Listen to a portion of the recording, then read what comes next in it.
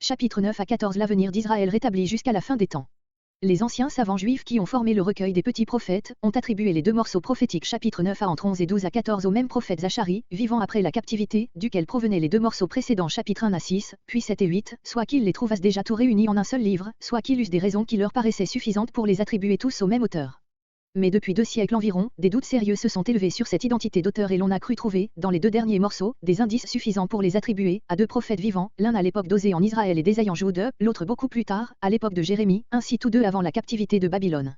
De nos jours, une troisième opinion a surgi d'après laquelle le dernier morceau, 12 à 14, serait postérieur à l'époque même de Zachari, le contemporain de Zorobabel et de Jéhosua et appartiendrait à un prophète contemporain de Malachi ou même de beaucoup postérieur à ce dernier.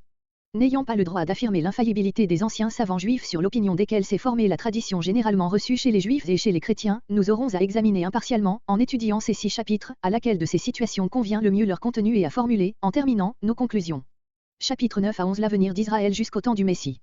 Le prophète décrit d'abord le sort des nations voisines de la Palestine, versets 1 à 7, en contraste avec celui d'Israël restauré, verset, émoticône n'en croyant pas ses yeux, puis la venue du roi de paix, le Messie, dans sa ville de Jérusalem, versets 9 et 10, il annonce ensuite une victoire merveilleuse des Israélites en lutte avec leurs ennemis, en particulier avec les Grecs, versets 11 à 17.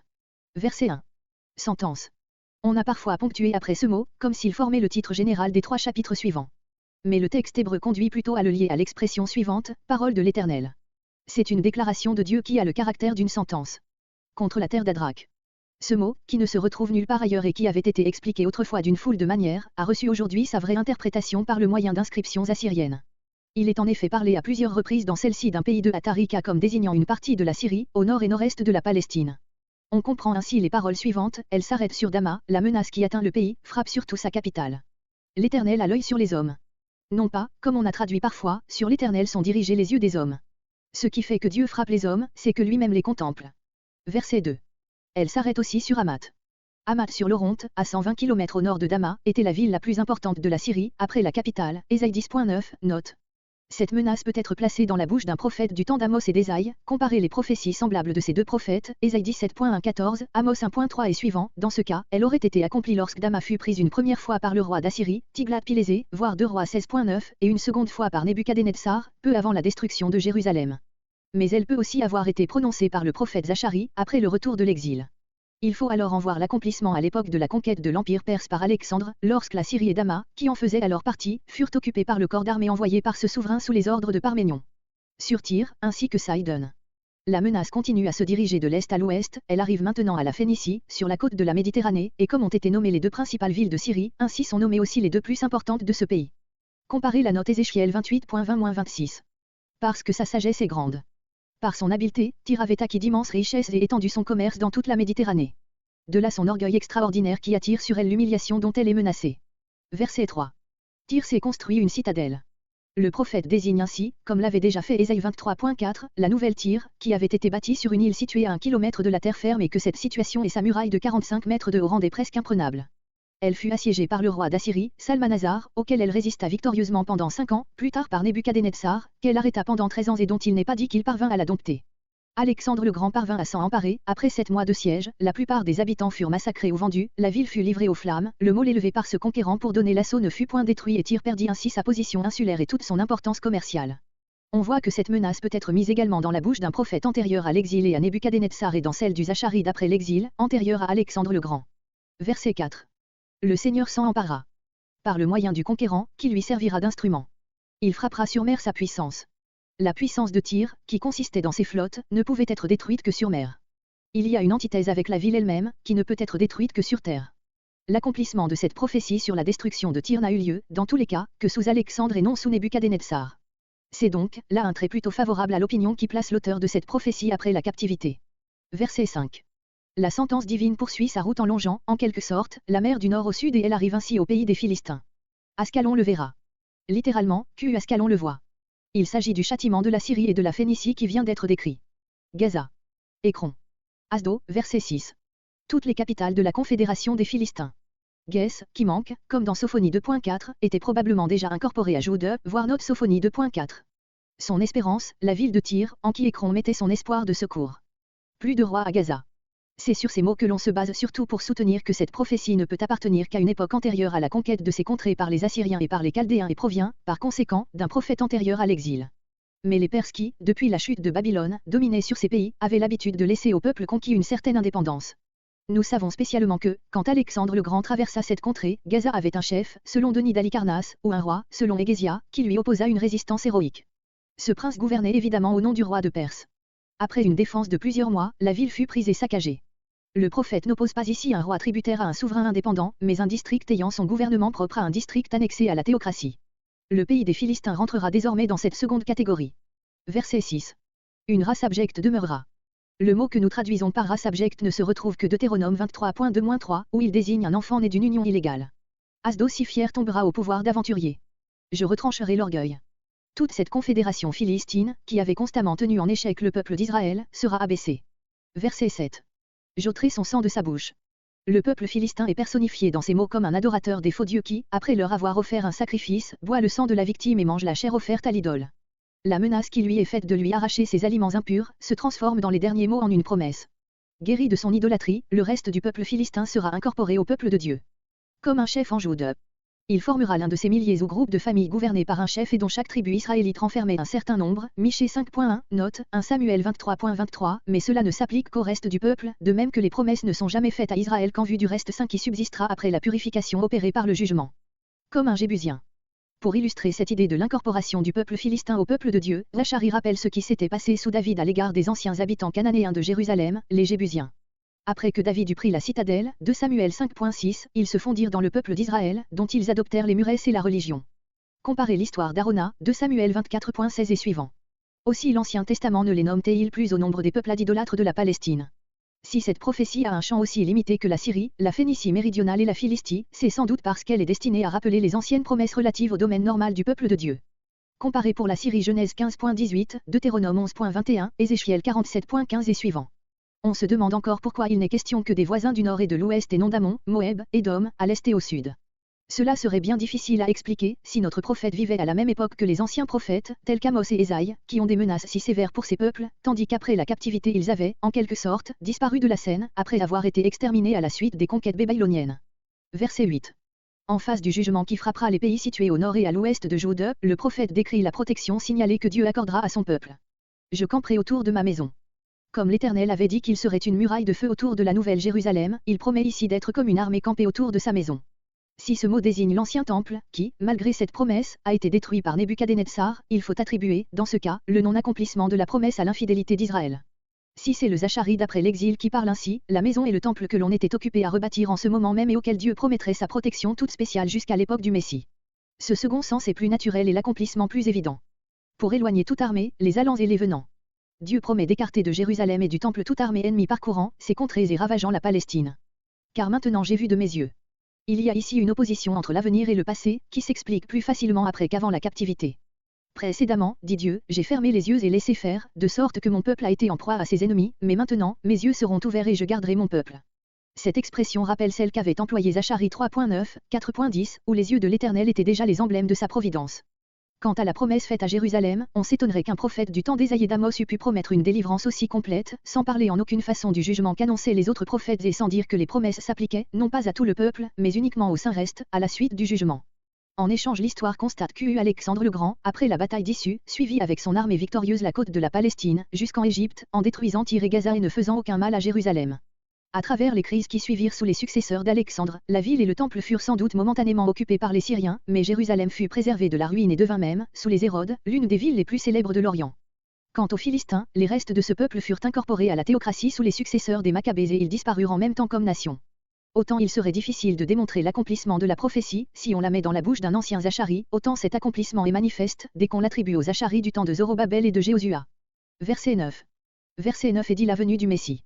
Le verset 8 faisait déjà penser à l'époque messianique, car la protection promise au peuple avait pour but de le maintenir jusqu'à cette époque.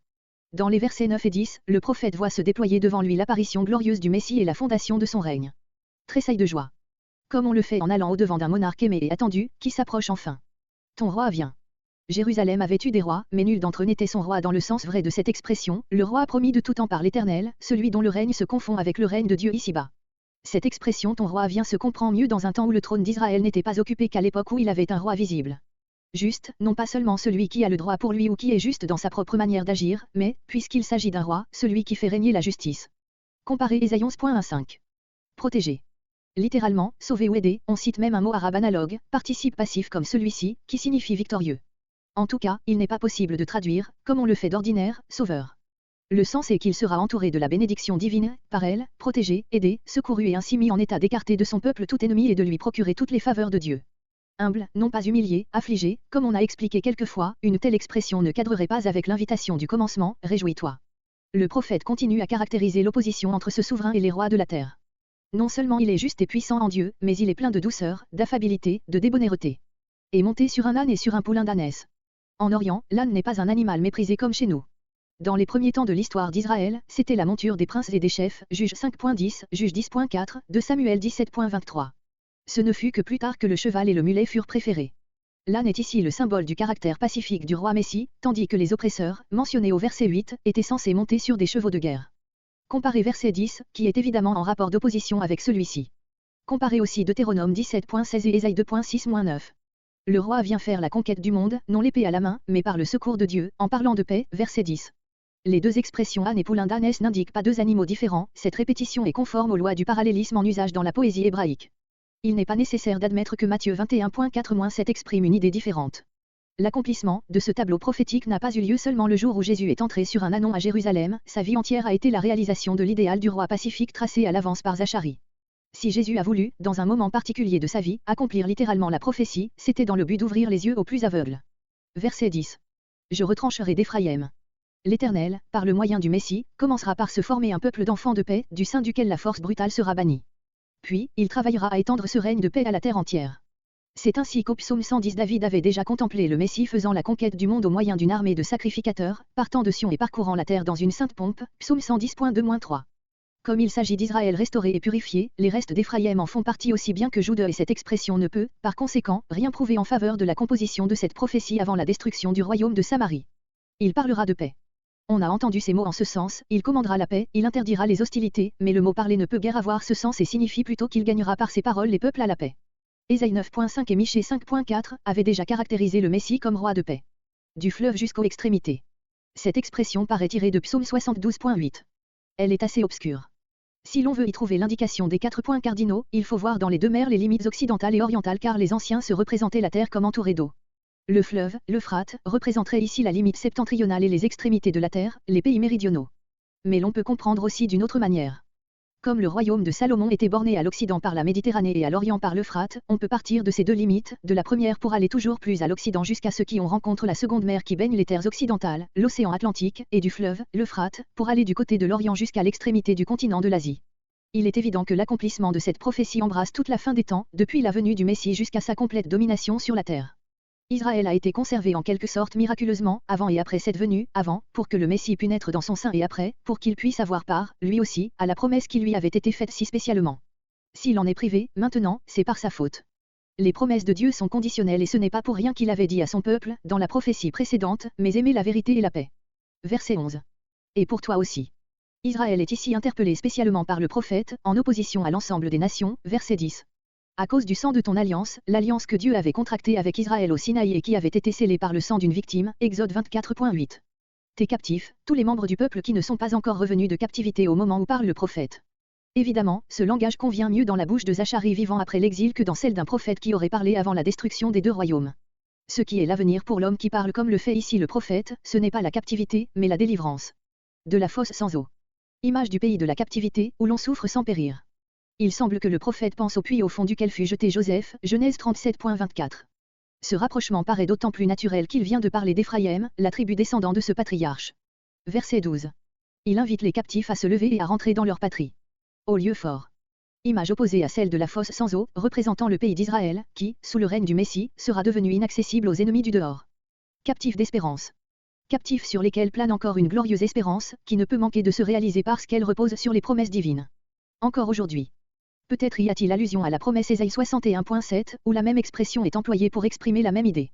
Ou bien le prophète voudrait-il dire, même en ce jour où la position misérable du peuple semble s'y opposer à une si grande espérance. Je te dédommagerai au double. Le double de bonheur et de gloire, en proportion des souffrances passées, Ésaïe 61.7. Verset 13. Dès le verset 13, le ton change. Israël naît.